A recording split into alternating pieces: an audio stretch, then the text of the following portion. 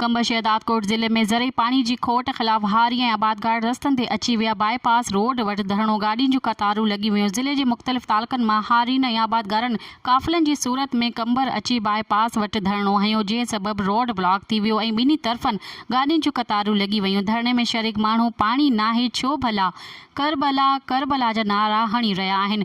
धरणे खे हारी आबादगार अॻवाननि मोहसिन अली काज़ी, ग़ुलाम मुर्तज़ा लाशारी, अजब टोटाणी ऐं ॿियनि ख़िताब कंदे चयो त कंबर शहदादकोट ज़िले में कॾहिं ॿोॾि त कॾहिं सोक आहे, आख़िर इहो ज़ुल्म कॾहिं बंदि कयो वेंदो। हुननि चयो त पाणी न मिलण सबबि फसल तबाह थी रहिया आहिनि। गुज़िरियल साल बरसाती ॿोॾि सबबि सारियालो फसल तबाह थियो, हिन साल वरी पाणीअ जी खोट सबबि सारियाली फसल जी ॿेजारी जी बि पोखी करे न सघिया आहियूं।